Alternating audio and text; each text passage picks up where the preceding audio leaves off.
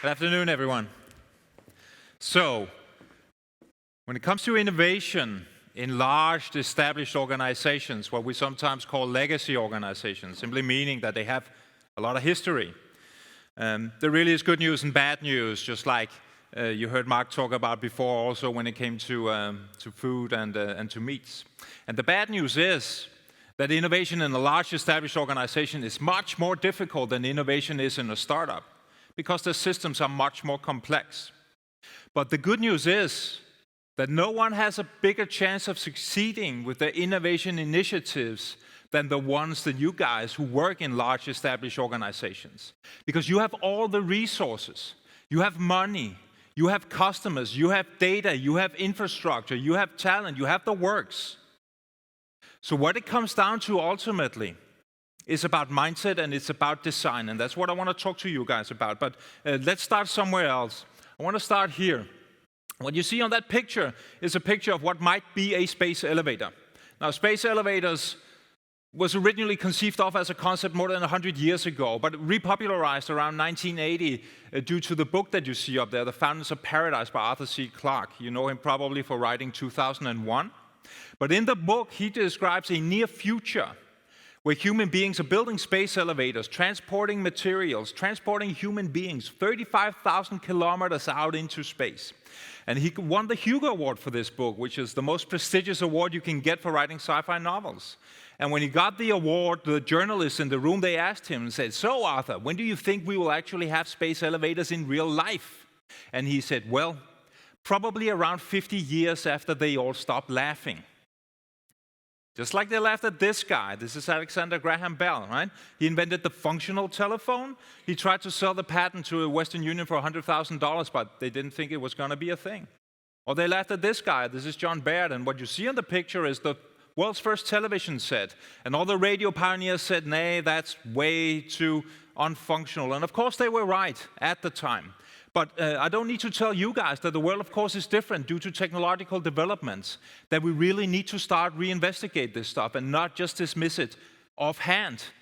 And that means that there's a bunch of questions that we need to ask ourselves. Some questions are new, but there are actually also some questions that we have been asking ourselves for a long time, but that we need to re-examine with new lenses. And I'm going to share a couple of those with you. And the first one is this one. What is the purpose? It's a very big question, right? And it used to be not that long ago, maybe just pre the financial crisis, that it was enough just to be in the world to make money and returns for your shareholders, but not so much any longer, right? The world is changing in that respect. So what is the bigger purpose than just making money? That's important partly because it's highly motivational for an employee to go to work every day, and having a bigger purpose than making money for unknown shareholders. It is also increasingly how we as customers choose where we want to buy our products. Now, one of the companies that understands this best, I think, is Tesla. And they actually have what we sometimes call a massive transformative purpose, which is accelerating the world's transition to sustainable energy. It's not about electrical cars at all, right? It is much, much bigger than that. And that is really important to think about. And increasingly also when we talk about these global grand challenges, and we have plenty of them, right? Climate being one of them. Interestingly, the World Economic Forum just did an analysis and tried to investigate, well, how can we actually, as companies, play a much bigger role in trying to solve these global grand challenges? And they came up with a bunch of solutions and ideas rather than solutions. And one of them was, what if we embedded in our purposes to create a resilient planet? Almost no companies have that, right? What would happen? What kinds of products would we be producing? What kinds of services? How will we go about it if part of our bigger purpose was to create a resilient planet? Interesting to think about. Now, another question you need to ask yourselves is, who are our competitors? Used to also be a fairly straightforward question, but not so much any longer. And one way to explore this relatively quickly is to play a little game that we call 6 Degrees of Competition. And I'll run you through an example of how to investigate this. Now, so for argument's sake, I picked coffee here, and what you see is a picture of 400 grams of grounded coffee from Gevalia. Now, I only picked Gevalia because it's one of the biggest brands here in the Nordics, so I could literally have picked any brand that produces coffee if you like. Now, so what is interesting is to explore what is like first, second, third, etc., up to 6 degrees of competition for 400 grams of grounded coffee from Gevalia. You can help me out here. What would be like the first obvious degree of competition? Just yell it out. Other coffee brands, exactly. I picked Nescafe here and it's instant coffee, right? But you could literally come up with hundreds of other brands that produce basically the same product, right? What's the second degree of competition? Tea, yeah. If I drink tea, I don't drink coffee, right? And some would argue perhaps there's not as much caffeine in tea, but there is some nevertheless. What's the third degree of competition? Other drinks, cola, as you say, yeah, or Red Bull, right? It's cold, it's not warm, but it's loaded with caffeine. In many ways, it produces the same value. What's the fourth degree of competition? Coffee shop, yeah, very good. I picked Starbucks up here, right? If you go to Starbucks and pay an obscene amount of money for a cup of coffee, well, you don't brew it at home, right? What's the fifth degree of competition? Nespresso, yeah, I would probably put it up there. And maybe it gets a little bit harder now, right? But if you think about the value that coffee creates, well, when I did this exercise back home, I was thinking about this. What you see a picture up here is a Muse. It's a meditation device. It works like this. You put it on like this. So you have it on like this, and then you put on headphones. And what it does is that it reads your brain waves. So it can read whether your brain is in beta, alpha, or theta state, meaning how focused you are. And the reason you have headphones on is because you hear soundscapes at the same time. So you hear the beach or the jungle or the city, you hear noises, you hear the wind. And the more focused you are, the less noise you hear. And if you're like really hitting that theta state where you're very, very focused, you hear birds tweet, beep, beep, beep, beep. And you collect those bird tweets in your app. So it's gamified meditation in a convenient way. And there's a bunch of new products similar to that on the way on the market. And I can't help but think what that might do to coffee cup number 3, 4, 5, or 6 during the day, right?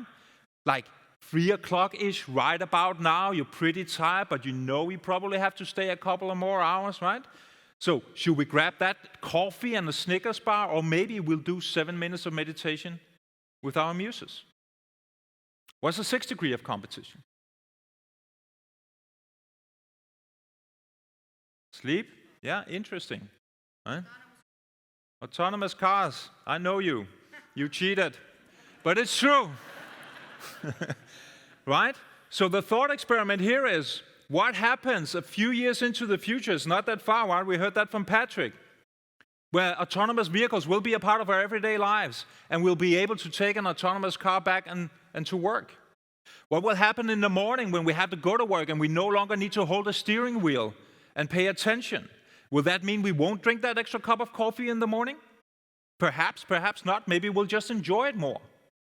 But where do a bunch of coffee brands, including Starbucks, also brands like Red Bull, where do they sell somewhere between 20 and 40% of their products? Gas stations. So what happens when we no longer need gas stations? The whole value chain shifts dramatically, right? Now the question here then becomes, 6th degree of competition back and hitting Gevalia, selling 400 grams of grounded coffee in the supermarket. And the question is, do they have this discussion in the boardroom, in the management team, in the research departments, etc., in the companies, and saying, what might this actually be in the 5th and the 6th degree? And most often the answer is no, we don't, right? We sort of explore the 2nd and 3rd degree of competition, and then we feel we have a pretty good understanding of what the world looks like. But that means that there's a bunch of threats we don't see, but there's also a huge untapped potential that we are not exploring, and we need to do that increasingly. What very often happens in our large established organizations is one or two things. One is that we do this when we talk about all this new stuff, right? When we can come back home, we say, yeah, no thanks, we're busy. If someone comes along with a new business model or technology or idea, etc., right? These guys are really, really hard at work. Always say, yeah, I get it, innovation is really important. And then we say, we do a brainstorm, and now let's pick the innovative idea with the greatest potential to keep things exactly as they are. Right? That's what we call innovation theater. And that happens all the time. Right? And not out of bad intent, not at all. It's partly age-related. And age does play a role in how we sort of perceive new things. And I think no one says that better than Douglas Adams, who you might know as the author of The Hitchhiker's Guide to the Galaxy. So he says it's like this. He says that anything that is in the world when you're born is natural. Anything that's invented when you're 15, between when you're 15 and 35 is exciting. And anything that's invented after you're 35 is against the natural order of things. right? Which one are you? Sometimes I'm the grumpy old guy down there, right? And it's because of our immune systems, more importantly. Now, immune system is a terminology that's popular in Silicon Valley to talk about large established companies who can't innovate, which sometimes makes us feel that we work in an organizational chart that looks a little bit like this, right? I mean, not you guys, of course, but we've heard about people that sometimes, it might feel a little bit like this. But what also struck me when I was researching for the book around this topic of immune systems is that there's so much finger pointing going on, right? There's employees pointing to middle management, and middle management pointing to top management, and top management pointing back down to middle management. It's all, they don't want to innovate. And of course, there's human resistance to change. It's a real thing. But it's not the most important thing. And so what I uncovered here is that, in fact, we have to look at the immune system as an individual, organizational, and societal immune system. And we need to understand the whole in order to design properly for innovation. So I'll give you the real quick version of this. Now, of course, there's human resistance to change. And somehow this screwed up immensely in my presentation here, so you can't read what it says, but I'll tell you what it's about. Now, so human resistance to change is one about our risk profiles, right? We all individually have different risk profiles. Some like to bungee jump, some prefer to stay at home and watch Netflix. That's neither good nor bad, it's just the way it is, right? We also have psychological barriers. One prime psychological barrier we all have, or biases we have, is the status quo bias, which means we would rather not lose than win. So it has to be pretty compelling to get us to go on an innovation journey, digital transformation, disruption, whatever kinds of words we choose to use. And then we might have capability deficits. Walter talked a lot about that. It's a very real thing. That, of course, can make us reluctant for change. But even more importantly is the organizational immune system. That is constructed of your KPIs and reward systems. Now, KPIs are incredibly malfunctioning, right? In fact, a large study says that only 26% of managers in large established companies around the world feel that KPIs are actually aligned with organizational strategy. That's a disaster, and I'm sure you know from back home how KPIs are not aligned between departments and how that creates a lot of clashes. We also have legacy IT, infrastructure, processes, etc., right? That's a great idea, Kris. Why don't you run it by legal? Boom. You can almost hear it, right? And no offense to legal, they're just doing their jobs. The question becomes, should we run it by legal? And sometimes yes, but not always. That depends on what we're trying to achieve, which I'll get back to. It looks more like a piece of art now. And finally, there's a societal immune system. And what the societal immune system is about is legislation, which is typically the large company's best friend. Right? That's what keeps making it difficult for Uber to get in and that ultimately make the taxis, if you like, win here in the Nordics. It wasn't about the customer experience, right? And we have legacy customers, we have legacy providers that also need to go with us on this digitization journey. Now, this means all of this we need to understand. You cannot read here.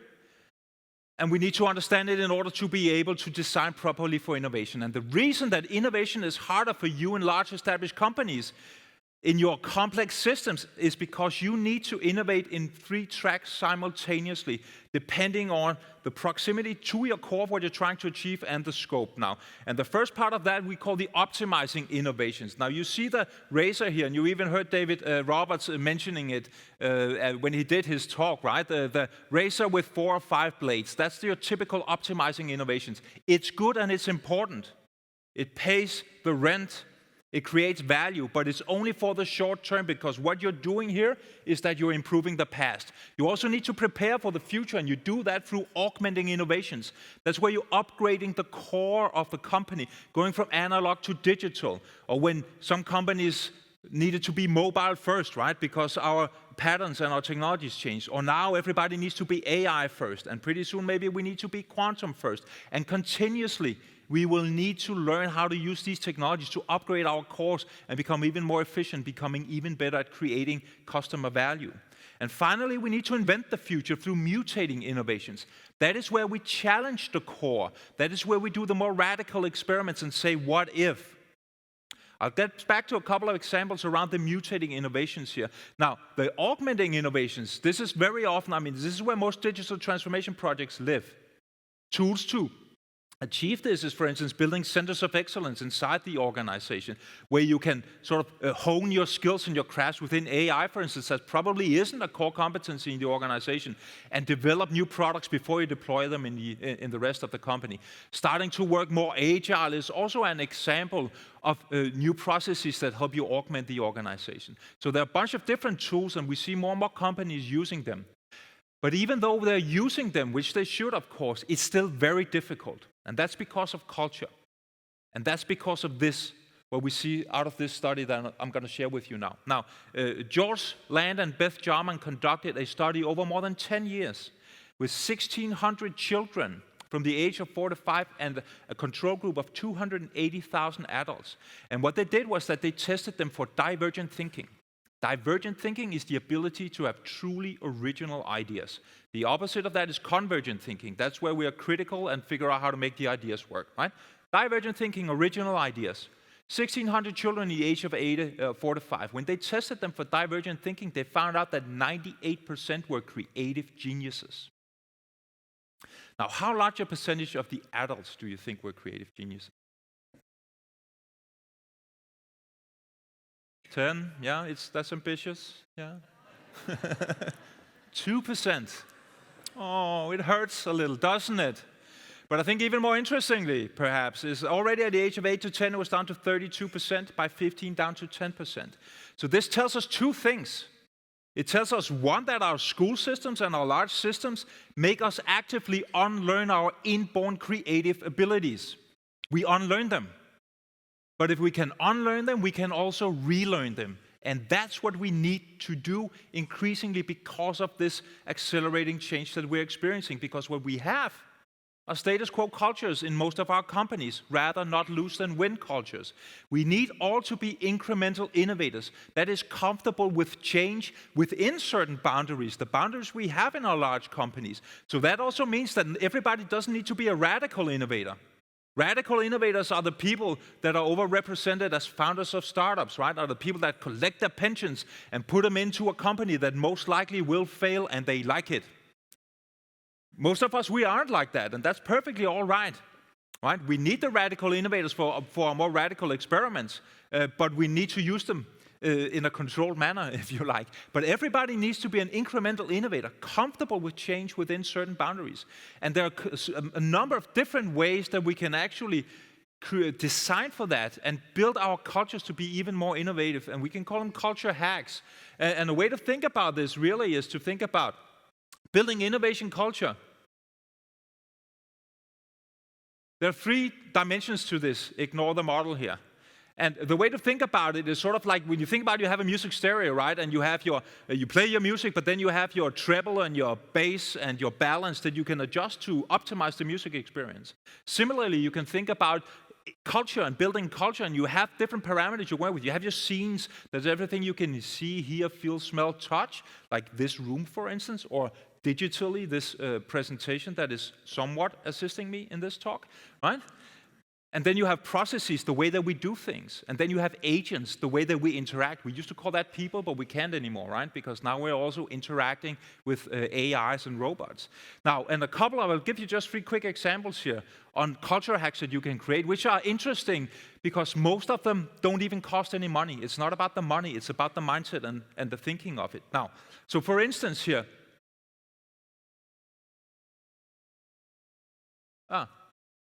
So for instance, your scenes, right? Everything you can see, hear, feel, touch, and smell. Now, your offices obviously play a massive role in how you go about doing your job on every single day.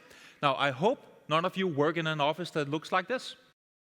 But there are a number of really, really interesting studies showing how big an effect your physical workspace can play in terms of your productivity, in terms of your happiness at work, and also in terms of your creativity. Now, so for instance, designing open office spaces is the worst idea in the history of mankind, right? For anything other than light conversation and coffee. It slows down productivity massively. You need different types of environments. But if you also have different types of colors, if you have plants, if you have art on the walls, if you sometimes change out how things work or how things look inside the office, All of that fosters creativity. All of that keeps our brains on our toes and actively makes us more curious. Plenty of studies support that. Now, how do we design for this? Very often we don't. We're not conscious about it. There are a lot of low-hanging fruits here. Now, in terms of processes, there's some interesting stuff going on. Now, I had the fortune of having lunch with former CEO of ING. And he was CEO when ING created ING Direct, the first digital bank. And I asked him what the greatest barriers were that he experienced when they did that, right? Because it was a big transformation. And he said the biggest barrier they experienced, that was jealousy in the old part of the workplace, because they were like, what's this weird digital stuff over here? And why are we spending money on it when I'm constantly being measured on saving money over here and I'm paying for them, right? But what they did was that they created a rotation system where they took select people from the old organization, put them into the new, sort of like an internship, where they could learn what was going on over there. They could come back, hopefully as ambassadors, and talk to the rest of the organization while bringing some new tools and processes back home with them. That's a clever way of actually demystifying and also making the old organization learn from the new one. And finally, there are different ways that we can think about how we interact as human beings.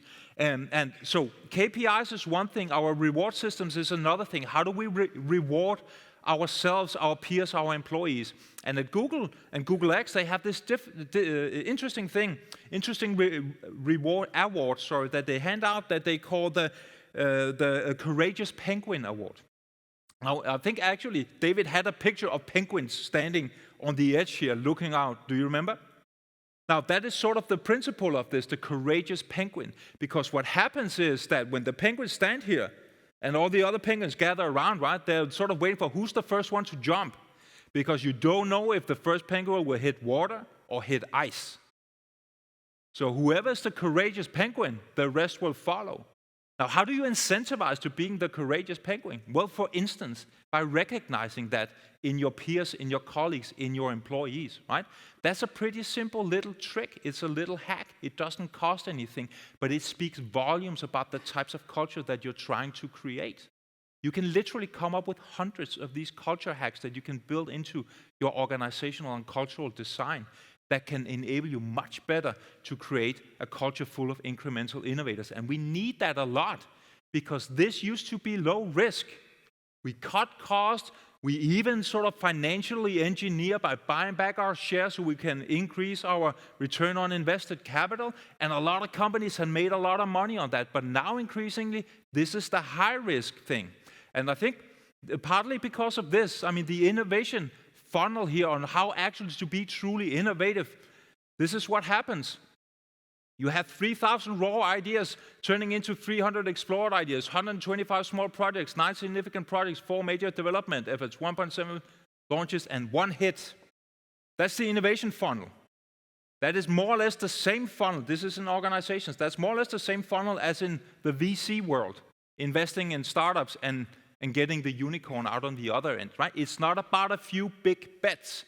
It's about literally thousands of small bets that you acid test continuously to see if they become stronger so they eventually can be major for you. And the company probably that understands this best, I think, is Amazon. Now, you know them. They started selling physical books online. Then they created the Kindle, digital reading to disrupt the physical book, which didn't happen, but still was a big hit for them. And along with other digitizations, that meant that they needed a lot of data storage. So they created Amazon Web Services, which originally was an internal service for themselves. Now it puts $17.5 billion on the bottom line for them. It is the reason they are making money. It's also its own company, even though it's under the Amazon umbrella, because the model, the products, the business models, the capabilities are radically different from old Amazon. This also means they need a lot of data centers that need a lot of energy, so they create Amazon Wind Services. They're now powering, in Texas alone, 90,000 private homes. And when you talk about Amazon, you can easily come up with 5, 6, 7, 8, or maybe more mutations of what the original core of Amazon was. And that is what we need. We need to mutate, ultimately, in the long term, our cores here. We see increasingly large companies understanding this, and the old car companies are now putting big bucks into this, right? trying to match the Silicon Valley, as it says up here. Almost every big automaker is doing it now. Toyota is a recent example of this, creating what they call the Research Institute Advanced Development Company, where they are building software for autonomous vehicles. But the point here is, this is radically different from what they do in the old company. So instead of building it up as an internal business unit, they have created an entirely new company out of it and invested $3 billion on it. Hired 300 people to begin with, scaling to 1,000 within a couple of months. It's a massive endeavor. It is easier for them, they argue, to start a company from scratch than it is to try and build it inside the old core, because it's so very different from what they're used to doing. And that is a core component to doing your mutating innovations. When you challenge the core, you cannot do it inside the core. But it doesn't take billions of dollars, it doesn't have to. And this guy here is an example of it. His name is Carl Nell. He started Lowe's Innovation Labs. Now, Lowe's is a Fortune 40 big DIY chain out of North America. But 6-7 years ago, they hired him, just his salary, not millions of dollars. And they asked him to find out what are the technologies we need to understand and how can we create business out of it. And what he did well was creating uncommon partnerships. He teamed up with individuals, and particularly startups, to create a lot of new, really exciting stuff that made a lot of money for Lowe's. For instance, they built hollow rooms inside the stores where they first with virtual and then augmented reality could test out products. Or they now have robots in the stores that can help you with your basic needs. And most interestingly, I think, they created together with startup Made in Space the first 3D printer that prints in zero gravity. It's on the space station ISS now. And you may ask, why do they do that? Why would they spend now 3 years on building 3D printers to print in outer space? But the answer is that while they have been conducting this radical experiment, they have de facto become the #1 expert on 3D printing within retail in all of North America. And their competitors have to go to them and to understand and to learn from them. And the data that they are amassing might just be the fuel that will mutate Lowe's into the data company that they need to be in the future. And this is not based off of billions of dollars. This was Kyle and his salary. Originally, there are 200 people now in Lowe's Innovation Labs because they're doing well. But it was just one guy. It was about the mindset. It was about design. Which brings us back to the space elevator. So you remember, they asked Arthur C. Clarke, when will we have him? He said 50 years after they stop laughing, maybe? Well, the race is on. Now, the Shizuoka University in Japan, together with JAXA, the Japanese version of NASA, are now testing space elevators. Granted, it's a small one, 3 times 3 times 6 centimeters, and what they're doing is deploying it between a 10-meter cable and 2 mini satellites. But if they're successful, they will have proof of concept that space elevators are, in fact, a viable thing. So the question becomes, what's your space elevator? And you don't have to answer now. But it's an interesting question to contemplate, right? And I guess my point here is that it's time to stop laughing and get cracking. Thank you very much. Thank you.